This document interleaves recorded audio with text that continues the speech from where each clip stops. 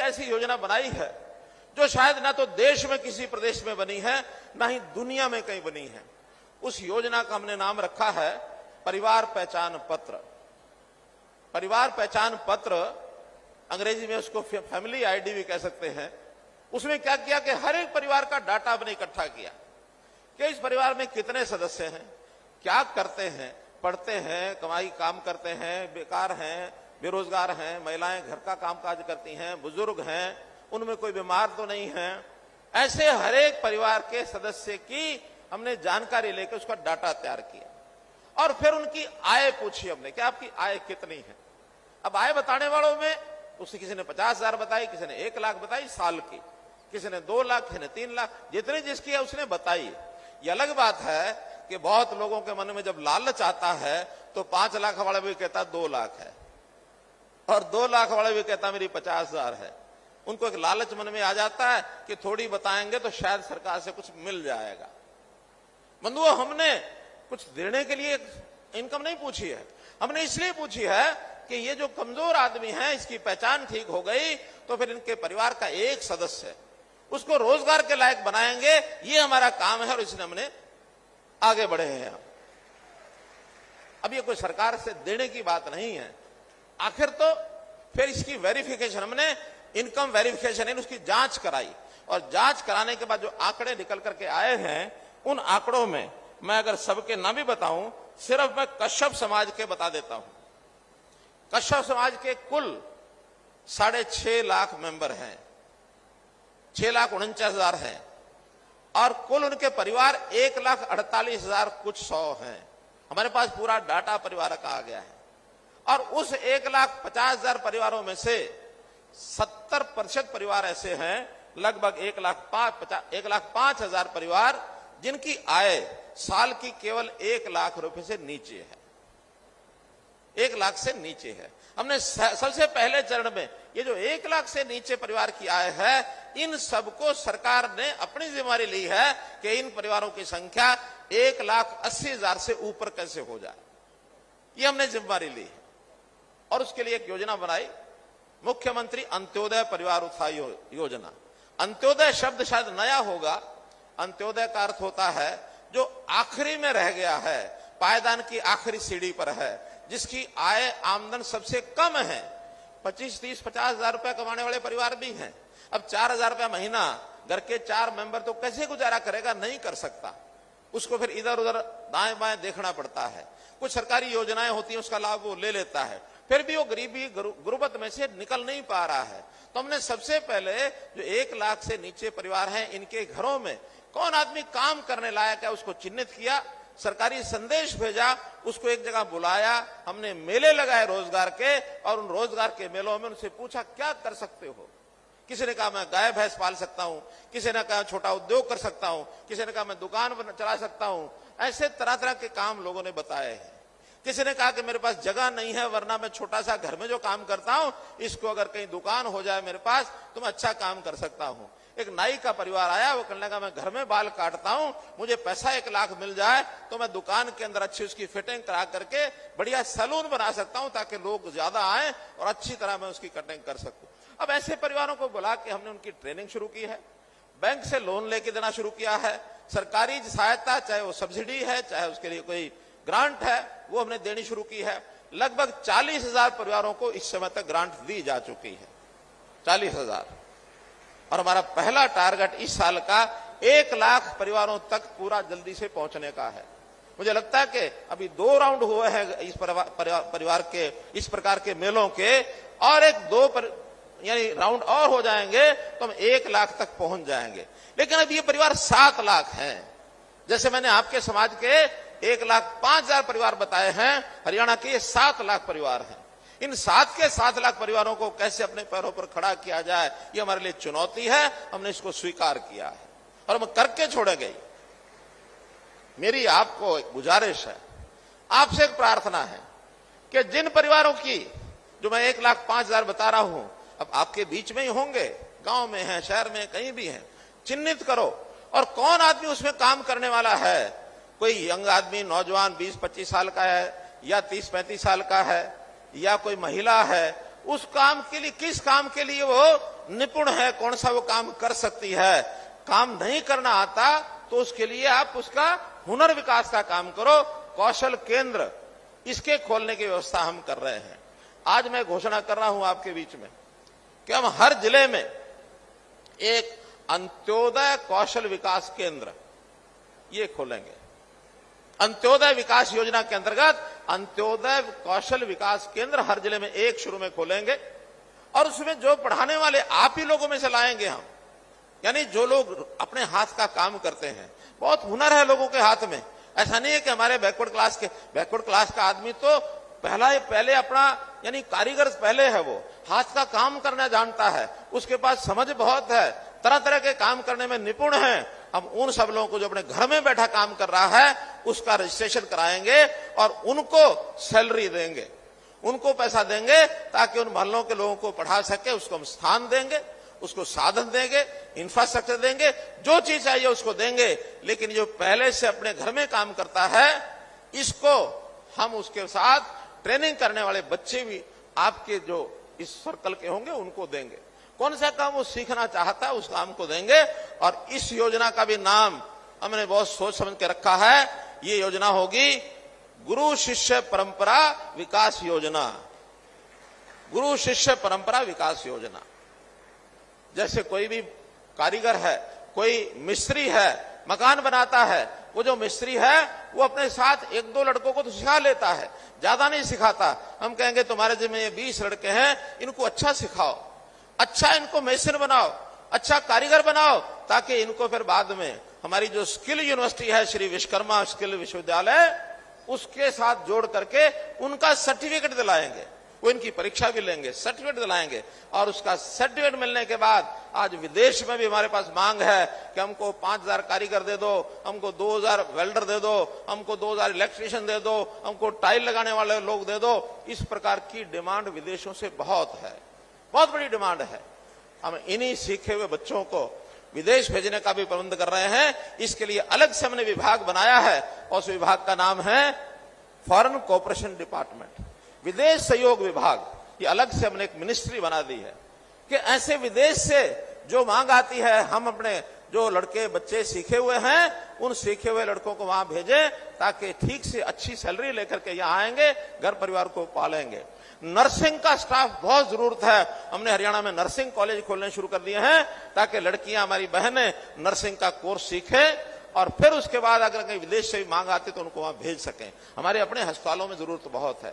हम इनको अपने यहां भी काम देंगे, अपना रोजगार करने के लिए बैंकों से उनको लोन दिलाएंगे। हमारा पहला काम यह है कि एक एक परिवार में से एक एक व्यक्ति को आगे बढ़ा के काम में सिखाएं। कोई थोथा नारा नहीं देंगे कि हम एक ही दिन में सबकी गरीबी हटा देंगे या हम हर किसी के खाते में इतने पैसे डाल देंगे। व्यक्ति को पैरों पर खड़ा करना है, उसी को जागरूक करना पड़ेगा। भाई काम करेगा तो आगे बढ़ेगा, नहीं करेगा तो बैठा रहेगा। इसलिए हम लोग इस ओर आगे बढ़े। हाँ, योग्य जो बालक हैं, अच्छे पढ़ लिख करके सरकारी नौकरियों में भी उनको नौकरी मिलेगी, लेकिन बहुत सीमित होती है। अच्छे पढ़े लिखे अच्छे नंबर ले करके ही वो उसमें आगे बढ़ सकते हैं। उसमें हमने रियायत थोड़ी दी है। रियायत क्या दी है कि जिस परिवार में एक भी सरकारी नौकरी नहीं है, जिसके परिवार में एक भी सरकारी नौकरी नहीं दी है, उसको 5% अतिरिक्त अंक दे करके भी उसकी नौकरी देने के लिए उसको आगे लाएंगे। उसको 5 नंबर ज्यादा देंगे ताकि किसी घर में 4 हैं तो काम चल रहा है, 3 है तो काम चल रहा है, 2 है तो काम चल रहा है, एक भी सरकारी नौकरी में थोड़ा बहुत काम उसका चलता है। लेकिन जिसके घर में एक भी नहीं है उसके घर में भी तो एक आदमी आना चाहिए। तो इसलिए हर प्रकार के रोजगार के जो काम है, ये पहचान पत्र जो हमारा चला है इस परिवार पहचान पत्र के माध्यम से, और ये हम सब करने वाले हैं। इसके लिए जो बहुत जल्दी ये जो गुरु शिष्य योजना है ये भी अखबारों में आएगी और जो अंत्योदय कौशल विकास केंद्र इसकी योजना भी हम देने वाले हैं। इसमें जो सीखने के लिए, कला सीखने के लिए आएंगे उनको भी स्टाइफंड देंगे, केवल सिखाने वाले को नहीं। जो सीखने वाला गरीब परिवार का बच्चा है उसको भी मासिक कुछ ना कुछ 2000-3000 की राशि देंगे ताकि अपनी जेब खर्ची तब तक वो चला सके। 3 महीने के 6 महीने के कोर्स कराने वाले हैं। भाइयों बहनों, परिवार पहचान पत्र के साथ बहुत सी सेवाएं जोड़ी हैं। हम गरीब आदमी जो धक्के खाता है दफ्तरों में जा करके, भीड़ लगा के खड़ा रहता है, उसकी कोई सुनता नहीं है, उसकी बहुत चिंता की है कि आप जाओ अपना परिवार पहचान पत्र का नंबर दे दो, आपको और कुछ करने की जरूरत नहीं है। कोई डेट ऑफ बर्थ भी आपको बताने की जरूरत नहीं है, उसमें पहले से दर्ज है। कास्ट का सर्टिफिकेट देने की जरूरत नहीं है, वो पहले से वहां दर्ज है। और किसी को मानो कहीं बाहर की नौकरी के लिए कास्ट सर्टिफिकेट चाहिए तो अपना एक बार कास्ट सर्टिफिकेट का बटन दबाओ, आपका प्रिंट होकर के हाथ के आ जाएगा। ना आपको एसडीएम के पास, ना तहसीलदार के पास, ना पटवारी के पास, किसी के पास जाने की जरूरत नहीं है। अब सबका डाटा हमारे पास है।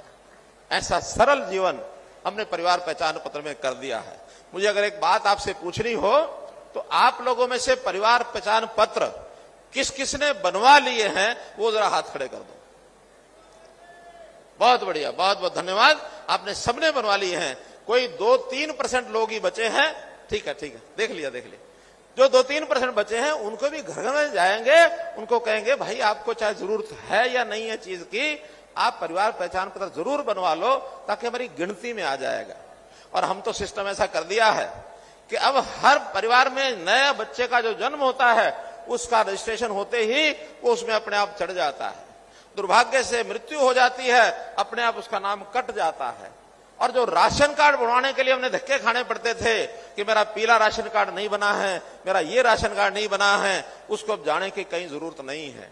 सब मेंबर्स की जानकारी हमारे पास है। 1,80,000 से नीचे के जितने परिवार हैं उन सबको पीला कार्ड मिलेगा, किसी को भी और कहीं जाने की जरूरत नहीं है। ये प्रयोग हमने अभी 2 जिलों में कर लिया है, कुरुक्षेत्र जिला और सिरसा जिला। दोनों जिलों में 88,000 नए पीले कार्ड बन करके उनके घर में पहुंच गए हैं, किसी को कहीं जाना नहीं पड़ा। अब जल्दी ही हम बाकी 1 जुलाई से सभी जिलों में खोलने वाले हैं ताकि आपकी आय 1,80,000 से कम है। एक बात की अपील मैं फिर करता हूं, अगर 1,80,000 से ऊपर है तो कम ना दिखाएं, यह भी अच्छा नहीं है। कश्यप समाज जैसा व्यक्ति अगर कोई होगा तो वो स्वाभिमानी व्यक्ति जरूर सच बोल करके जिनका 1,80 से नीचे है वही लिखवाएगा। इससे ऊपर का अगर है तो उसको नहीं पीला कार्ड बनवाना चाहिए। वो जो गरीब आदमी है उसका हक ना मारा जाए, इसलिए उसका हक देना है तो अमीर लोगों को अपना अलग से बताना चाहिए, उनको बाकी तरह की और सुविधाएं जो देनी होगी वो दिए जाएंगे। ऐसे ही ओल्ड एज पेंशन, जिस आदमी का अब 60 वर्ष की आयु हो जाएगी उसके घर में 1 महीना पहले आदमी जाएगा कि बाबा तूने अपना ओल्ड एज पेंशन लेनी है क्या? महिला, माताजी तुमने कोई अपनी ओल्ड एज पेंशन लेनी है क्या? वो कहेगी लेनी है, उसके एक साइन कराएंगे, वापस आएंगे और कुछ नहीं पूछना, कोई पूछेंगे नहीं कुछ भी। उसकी आयु हमारे पास है, उसकी आय हमारे पास है, उसका एड्रेस हमारे पास है, उसका बैंक अकाउंट का नंबर हमारे पास है। अगले महीने सीधा जो 2,500 रुपया महीना उसके बैंक खाते में अपने आप चला जाएगा, उसको कहीं धक्के नहीं खाने हैं, ऑटोमेटिक बनेगी। और ये भी हमने बनाए हैं, अभी 23,000 नए ओल्ड एज पेंशन कार्ड इस योजना के अंतर्गत हमें बनाए हैं, हर महीने बनेंगे, इसलिए किसी को कहीं जाने की आवश्यकता नहीं है। ऐसे ही आयुष्मान भारत, गरीब परिवार का 5 लाख रुपए तक का बीमा प्रधानमंत्री जी ने बहुत अच्छी योजना बनाई, क्योंकि बीमारी के समय जितना इलाज के ऊपर पैसा खर्च होता है भयंकर खर्च होता है। कई बार तो परिवार कर्जे में आ जाता है, परिवार के पास इतना साधन होते नहीं है कि वो किसी बीमार का ठीक से इलाज करा सके, आदमी हमारे हाथ से निकल जाता है। लेकिन हमने कहा नहीं, पैसे के अभाव में कोई गरीब परिवार लाचार न बने। प्रधानमंत्री जी ने योजना बनाई कि 5 लाख रुपए तक की जो सहायता गरीब परिवार को सरकार देगी उसको कुछ नहीं करना है, इसका नाम है आयुष्मान भारत। लेकिन अभी तक ये जो डाटा है, हमारे 10 लाख परिवार ऐसे हैं जिनको ये लाभ मिल रहा है, क्योंकि बहुत कई प्रकार की पेचीदगियां हैं। हमने निर्णय लिया है इन पेचीदगियों को दूर करते हुए केवल एक ही बात देखेंगे कि 1,80,000 रुपए से नीचे के जो परिवार हैं उन सबको 5 लाख रुपए की सहायता चाहे हरियाणा सरकार को देनी पड़ेगी, हम जरूर देंगे। और ये संख्या अब उस 10 लाख से बढ़कर के 22 लाख परिवार होने वाली है। इस काम को शुरू किया है, थोड़ा भी प्रोसेस में है, लेकिन आने वाले 2-3 महीने में ऐसे सब 22 लाख परिवारों को और आयुष्मान कार्ड ये उनको मिल जाएगा। सबको उस कार्ड के आधार पर 5 लाख रुपए की बीमा योजना मिलेगी। अभी तक पिछले वर्ष में अगर मैं बात करूं तो 631 अस्पताल हैं जो सूचीबद्ध किए गए हैं जहां इलाज हो सकता है। आगे नए अस्पताल भी इसमें हम जोड़ेंगे ताकि इन अस्पतालों में कहीं भी वो जाके इलाज करा सकता है। अभी तक 434 करोड़ रुपए इसके लिए खर्च किए जा चुके हैं। लेकिन राशि और बढ़ेगी, परिवार बढ़ेंगे तो राशि भी बढ़ेगी। हर साल का इसका लगभग 1000 करोड़ रुपया ये हमने सोच रखा कि यहां तक खर्च होगा, हम जरूर उसको करेंगे। हमारे पास बजट की कमी नहीं है मित्रों, कोई कमी नहीं है, और गरीब समाज के लिए तो बिल्कुल नहीं है। इसलिए हर योजना का आप लाभ उठाएं। हमने कोचिंग के लिए मुफ्त कोचिंग सेंटर भी खोले हैं, खास करके गरीब बच्चों के लिए। जो सुपर 100 की योजना हमने चलाई थी, 2 जगह पहले चल रही थी, अब 4 जगह चल रही है, इसको और बढ़ाएंगे। हमारे 10वीं पास बच्चे मेरिट पर अगर आते हैं तो वहां कोचिंग करा के उनको JEE या नीट इसके पेपर भी देने के लिए वो सीधा पीयर होगा। और अभी तक रिजल्ट ये है 50% से ऊपर बच्चे उनमें से सीधे सिलेक्ट होते हैं नीट, ये जो हमारा सुपर 100 का कार्यक्रम है। और ये सुपर 100 के कार्यक्रम को हम और आगे बढ़ाएंगे। जहां तक शिक्षा की बात है, शिक्षा कोविड के दिनों में प्रभावित हुई, क्योंकि बच्चे स्कूल में जाना बंद हो गए, अध्यापक आना बंद हो गए, घर से बैठ के उनको पढ़ाओ, तो उनके लिए ऑनलाइन क्लासेस शुरू की। जिसके पास मोबाइल था वो भी पढ़ने लग गया, जिसके पास कंप्यूटर था, लैपटॉप था, वो पढ़ने लग गया। लेकिन हर परिवार अपने बच्चे को मोबाइल लेके दे नहीं सकता था। तो हमने क्या योजना बनाई है कि अब जो सरकारी स्कूलों में हमारे 10वीं, 11वीं, 12वीं के बच्चे हैं, कोई भी है, अमीर है, गरीब है, सबके लिए योजना बना दी। सबको हमने 5 लाख टेबलेट ये बांटे जा रहे हैं। 3 लाख से ऊपर बट गए हैं, 2 लाख इस महीने बट जाएंगे। 5 लाख टेबलेट, जिसका एक का खर्च लगभग 13,000 रुपए का खर्च है। एक बच्चे को हमने टेबलेट ये बांटे हैं। ये 650 करोड़ रुपए का खर्च हमने 5 मई को सारे प्रदेश में किया। और हरियाणा पहला राज्य है दुनिया में, किसी जगह इतनी बड़ी संख्या में, ना भारत में ना बाहर, 5 लाख टेबलेट कहीं भी स्कूलों में नहीं बांटे गए हैं। Haryana is the first country, Haryana पहला राज्य है। 5 लाख टेबलेट, टेबलेट मतलब कंप्यूटर, छोटा कंप्यूटर। अब बच्चा घर में बैठ के अपने अध्यापक से सारा उसका पाठ्यक्रम कर सकता है। अध्यापकों को भी चेक लगेगा, क्या किस अध्यापक ने उस टेबलेट में पढ़ाया है, वो भी दर्ज हो जाएगा। इस अध्यापक ने इस बच्चे को ये पढ़ाया है। अगर कोई कामचोर अध्यापक होगा, वो भी उसका भी पर्दाफाश हो जाएगा, क्योंकि वो रिकॉर्ड सारा हमारे पास आ जाएगा। इसलिए अध्यापकों को भी इसमें पढ़ना पड़ेगा, बच्चों को भी पढ़ना पड़ेगा। और उसका अगर पढ़ने में कोई कमजोर होगा, उसके लिए फिर पेरेंट्स को हम कहेंगे कि आपके बच्चे को समझाओ किस तरह, कैसे। अध्यापकों को कहेंगे, लोगों को समझाएंगे कि इन बच्चों को कैसे आगे बढ़ाना है। हम चाहते हैं कि स्कूल की शिक्षा हर एक बच्चे की हो। कोई बच्चा हरियाणा का ऐसा ना हो जो 10वीं या 12वीं तक ना पढ़ा हो। बहुत बच्चे स्कूलों में से निकल जाते हैं, माता पिता निकाल लेते हैं, लेकिन माता पिता को भी हम निकालने नहीं देंगे बच्चों को।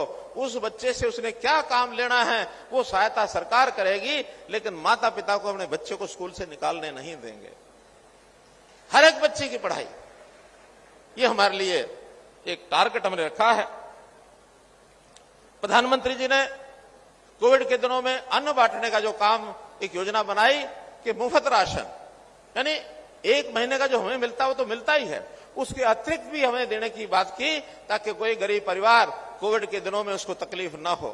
तो ऐसे जो लाभार्थी हैं, ऐसे जो लोगों को जिनको लाभ मिला है, ऐसे जो जिसको हम बेनिफिशियरी कहते हैं, इन सब लोगों से समय समय पर हम तो मिलते ही रहते हैं। आपको एक जानकारी दे रहा हूं कि अभी 31 मई को, आज से 6 दिन बाद, देश भर के ऐसे सभी लाभार्थियों को किसी योजना का भी लाभ उसको मिल रहा हो, उसको उज्ज्वला योजना में मिल रहा है, उसको प्रधानमंत्री अन्न, ये जो कल्याण अन्न योजना है, गरीब कल्याण अन्न योजना, इसका मिल रहा है, या हमारी तरह तरह की योजनाएं प्रधानमंत्री जी ने जो चलाई हैं, उन सब के लाभार्थियों के साथ 31 मई को स्वयं जगह जगह लोगों को इकट्ठा करके, भले ही हम सबसे तो बात नहीं कर पाएंगे, हरियाणा में से भी 2-3 ऐसे लाभार्थियों से वो बात करेंगे, किसका सौभाग्य मिलता है किसको, उससे वो बात करेंगे, लेकिन देश भर के लोगों से 31 मई को वो बात करने वाले हैं। भाइयों बहनों, हमने पेंशन की भी चिंता की है। देश में सबसे ज्यादा पेंशन जो है वृद्धावस्था अथवा जो हमारे विधवा बहनें उनके लिए, दिव्यांग बंधु उनके लिए 2500 रुपए की योजना ये हमारी सबकी है। अभी हमने घोषणा की है कि जो कैंसर पीड़ित जो हमारे रोगी हैं वो भी कुछ कर नहीं सकते, उनके लिए भी 2500 रुपया महीने की हमने पेंशन जारी करवाई है। जो हमारे कैंसर से पीड़ित रोगी हैं, ऐसे थैलीसीमिया उनके भी जो रोगी हैं उनके लिए भी पेंशन हमने जारी कराई है। कोई भी परिवार का व्यक्ति जो कमजोर हो गया, कमा नहीं सकता, कुछ कर नहीं सकता, उसको आर्थिक सहायता देने की हमारी ये योजना है। गरीब परिवार की बेटी की शादी, इसमें भी अभी तक जो 51,000 रुपये था, हमने उस बेटी के लिए 71,000 रुपया शादी के समय ये तय कर दिया है और शादी के दिन अथवा 7 दिन के अंदर ये पैसा उनको पहुंचेगा। मुख्यमंत्री विवाह शगन योजना ये हमने की है। भाइयों बहनों, एक विषय और मुझे टच करना है कि अभी हरियाणा में चुनाव नगर पालिकाओं के घोषित हो गए हैं, पंचायतों के जल्दी घोषित होने वाले हैं। हमने अपने विधान में, चाहे पंचायतें थी चाहे नगर पालिका थी, इसमें पिछड़ा वर्ग के लिए कुछ आरक्षण हमने घोषित किया था, इसलिए कि कुछ सदस्य आने चाहिए। ताली बजाए नहीं, अभी मेरी बात समझ लें पूरी, ताली बाद में बजाना। तो हमने वो घोषणा की थी, लेकिन कोई आदमी कोर्ट में चला गया और कोर्ट से उस आदमी ने कहा कि इस परसेंटेज को तय करने का आधार क्या है, आधार में कोई एक गिनती होनी चाहिए। हमने कहा हमारे प्रदेश में इतने जनरल हैं, इतने बीसीए हैं, इतने बीसीबी हैं, इतने शेड्यूल कास्ट हैं, उनका नहीं, प्रदेश का नहीं चलेगा। जहां चुनाव है, जिस प्रदेश, जिस गांव का है या जिस वार्ड का है, जिस जिले का है, जिस जिला समिति का है, जो इकाई चुनाव वाली है, उस इकाई का परसेंटेज क्या है, जब तक ये नहीं होगा तय, तब तक आप बैकवर्ड को अपना ये रिजर्वेशन नहीं दे सकते। इसलिए हमारे सामने दो ही विकल्प थे। एक विकल्प ये था कि हम इसकी कोई एक बीसी कमीशन अलग से बनाएं और बीसी कमीशन सारे हरियाणा का, हर गांव का, हर वार्ड का, मोहल्ले का, और वो आबादी के हिसाब से परसेंटेज निकाले कि इसमें बैकवर्ड ए कितने हैं, बैकवर्ड बी कितने हैं, एससी कितने हैं, वो निकाले। उसके बाद हम चुनाव कराएं। लेकिन आपको पता है सरकारी कामों में कितना समय लगता है। अगर इसको हम शुरू करते तो कम से कम 2 साल चुनाव नहीं होने वाले थे, 1 साल तो पक्का ही था। हमने फिर तय किया, नहीं, अगर ये कहते हैं तो अगली बार का तो इसी हिसाब से कराएंगे जैसा ये कह रहे हैं, लेकिन इस बार का चुनाव हम अपनी पार्टियों में उनको कहेंगे कि हर पार्टी अपने अपने, कौन पार्टी करती है कौन नहीं करती है, ये भी कंपटीशन होगा। तो हम अपनी पार्टी से जो आरक्षण दिया है बैकवर्ड क्लास का, पार्टियों में उतने कैंडिडेट जिसका आरक्षण है उसको जरूर खड़ा करेंगे और उनको हम जिताएंगे भी सही। लेकिन सरकारी आंकड़े पे अभी कम से कम 1 साल और लगने वाला है। वो अगले चुनाव में तो लागू हो जाएगा, इस चुनाव में लागू करना नहीं तो 1 साल चुनाव रुक जाते।